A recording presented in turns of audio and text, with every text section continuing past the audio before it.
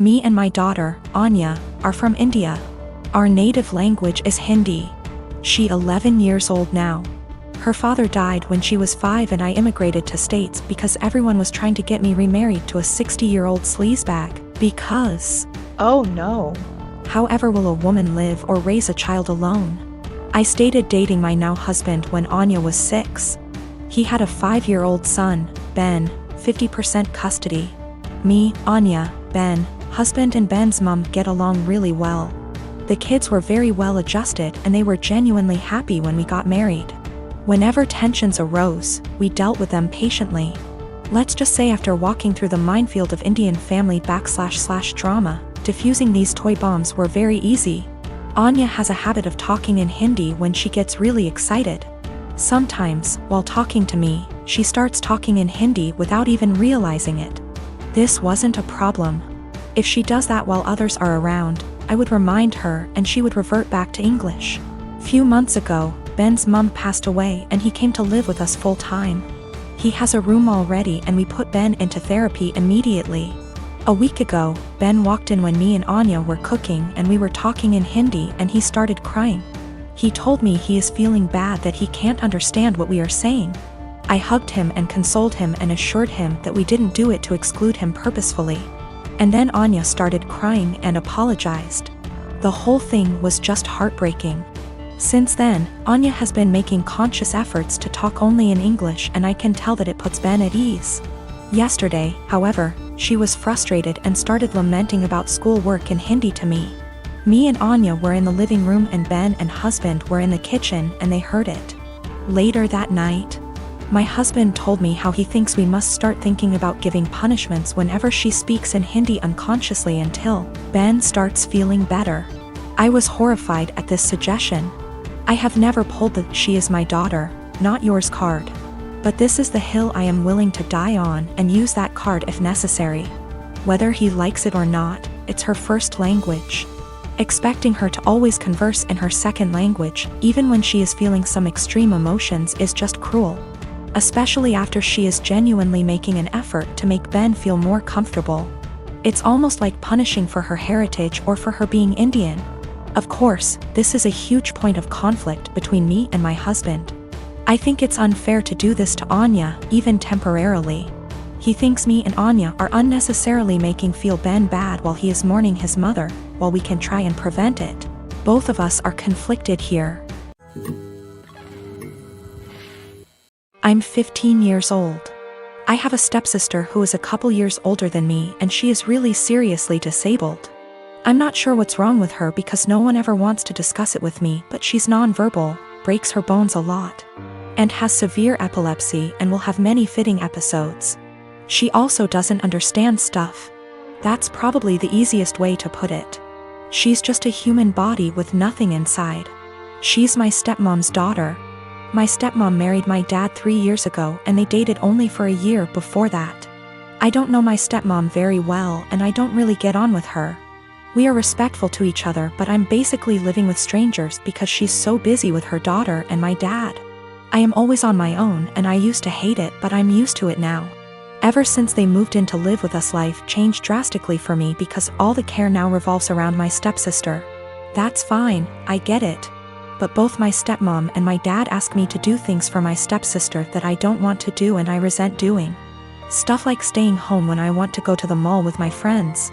They're disappointed that I don't get her anything for her birthday with my very limited funds, etc.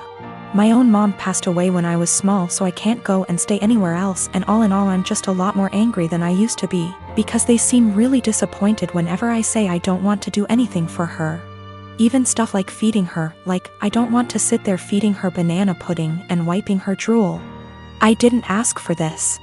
Anyway, she recently fell a few days ago and had a seizure for 8 minutes. She was taken to hospital and the doctors want to keep her in and look after her. I don't want to go and visit her. I remember seeing my mom in hospital before she died and I just hate hospitals and I sort of hate my stepsister, and I just don't want to go and visit someone who doesn't even know I'm there. My stepmom is really upset with me and so is my dad. They haven't yelled at me or anything, but they are both being super cold towards me because I don't want to visit. My grandma who lives in Canada called me about the blue and told me it was okay. And I don't need to force myself to go to the hospital, so I'm assuming my dad has told her I'm refusing to go. He keeps pleading with me, but I keep telling him I'm not doing it. I told him hospitals remind me of mom, and he got even more upset and said my stepsister might die and I need to stop being so selfish towards my stepmom. I have this vegan coworker, we'll call her Vegan, who is very active on FB and in the office about being vegan and how cruel farming is and everything. Each to their own. I don't necessarily disagree with her views on animal cruelty, but here's the thing, I'm a hunter.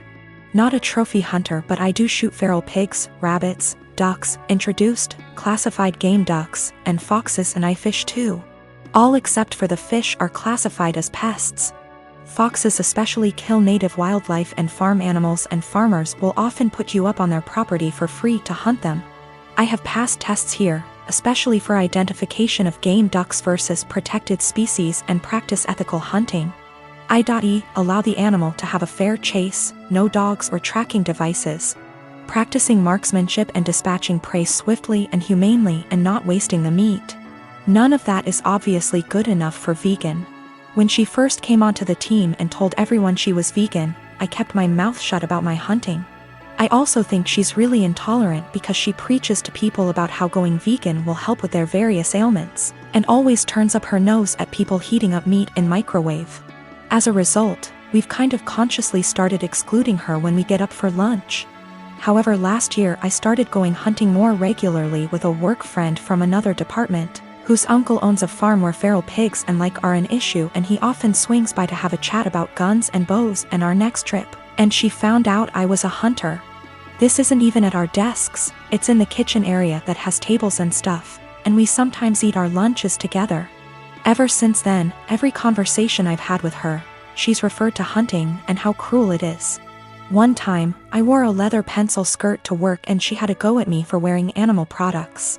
She seems to have singled me because of the fact that I go hunting. My boss has no spine, I've tried talking to him about this. But she just intimidates him and makes it seem like she's been persecuted, and he's backed down from that. She even tried to get a vegan shelf in the fridge and tried to rope in some Hindu vegetarian guys to do that, but they pointed out that they use milk and cheese and honey in their cooking. They also think she's nuts. It's gotten to the point where we go out for drinks on a Friday night at 5 and we never ask her. I don't organize these things, a coworker does, but my boss told me, when I brought it up in one-on-one meeting, that she feels really left out and she seems to think it's my fault because I've been here for longer and I'm somehow poisoning them against her, or something. I have since been conscious of this. If anyone starts conversation about vegan, I just say I don't talk to her unless it's work-related, and she's more than adequate at her job. It's actually become something of a joke or catchphrase. I told my boss I don't organize anything except official events, and she's always been invited. If she's not invited to informal stuff, that's not even organized by me, then that's not my problem. The coworker that doesn't invite her, she managed to piss him off because he's eaten guinea pig, he's from Peru. And she asked him if he'd eaten any of his other pets. For the record, he never ate a guinea pig that was a pet, it's something they eat in Peru. Whenever she brings up hunting or anything, I just point blank ask her there was anything work-related that she wanted to talk about, and if there wasn't, I would start talking to someone else or just walk off. I have asked her multiple times to keep conversations work-related. I never start a conversation with her at all. Most of the time, she pounces when I'm in the kitchen making tea, getting water, or just stretching my legs. One time last week, a group of us were talking and she got up to join the discussion. A horrible silence fell over the group to the point where I just excused myself and went to my desk, and so did a few others. It all came to a head in our team meeting today when our boss, usually at the ends, asks if there's any positive news or celebrations outside of work people want to share, like engagements, marathons, charity appeals, etc., and Vegan sarcastically asked me how many lives I'd taken last weekend. I got annoyed and said her constant badgering me about my hobbies and choice to eat meat was discriminatory and bothersome, and that unless it was work-related, she was not to engage me in conversation otherwise, and told our scribe to put that in the meeting minutes. She seemed a bit shocked by that, and my boss looked uncomfortable but said fair enough. I thought that was the end of that, but the right before our boss went to close the meeting, 2 other coworkers also put their hands up and asked Vegan to only engage them in work-related discussions, and that they were also uncomfortable being given non-medical health advice pertaining to their choice to consume meat and their diets. Again, boss looked uncomfortable but asked Vegan to respect their wishes and closed the meeting. Vegan didn't look anyone in the eye after that but headed straight to the bathroom. My boss was trying to get one of the coworkers to see if she was okay. And I think one of them eventually checked up on her, but she was in a cubicle and asked to be left alone. She eventually came out and asked my boss to leave early, which she did. I feel awful now.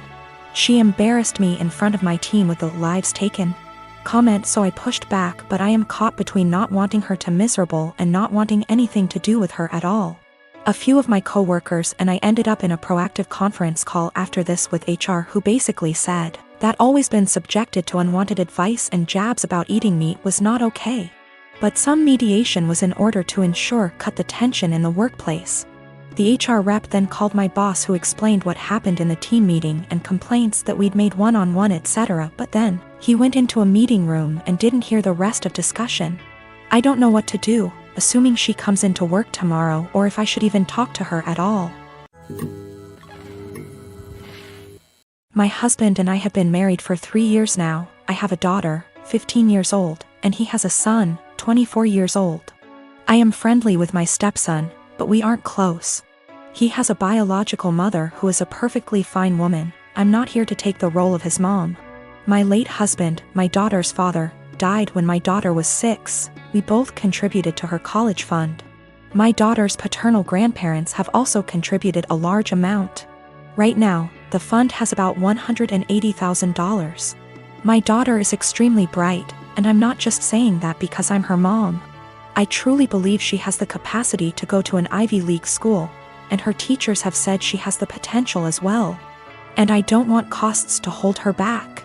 Our income would be too high to get any meaningful financial aid. And while there are a few merit-based scholarships out there that she will be applying to, we don't want to put all our eggs in one basket and hope she gets it when it's so competitive. My current husband and I have separate finances. He doesn't contribute at all to my daughter's fund. My stepson is struggling with a heroin addiction and has stolen money, jewelry, heirlooms, and electronics from us for drug money. I understand that addiction is a disease, and I personally paid for an outpatient detox for him, which cost $1,000, which failed. His father then paid for an outpatient rehab program, which cost $6,500, which also didn't work because he barely showed up. He promised us he'd do better next time and he needed another chance. So I split the cost of another $6,500 outpatient rehab program with my husband, which seemed to work during program, but he relapsed as soon as he got out of it. I have spent so much money, time, and energy, and it hasn't helped at all. My husband and my stepson want to try a 60-day inpatient rehab program, which will cost $30,000. I had absolutely no idea where they were supposed to get the money for that, considering the thousands and thousands of dollars that were already spent, and the fact that we no longer had anything of value in our house. They want to use my daughter's college fund, which to me is absolutely off limits. I feel like it's completely unfair to my daughter to punish her for my stepson's addiction, unfair to my late husband and his parents, but frankly, I don't think spending $30,000 will work. My husband thinks I'm an asshole because I'm prioritizing my daughter's education over his son's life, and he believes medical needs come first. He then asked my daughter if she'd be willing to use $30,000 from her fund to pay for her stepbrother's rehab, and she got very quiet and did not answer. He then got very upset with her and said she was being selfish. My daughter later told me that she didn't want to give her stepbrother the money, but she felt so guilty. And I am furious at my husband for emotionally guilt-tripping my daughter like that.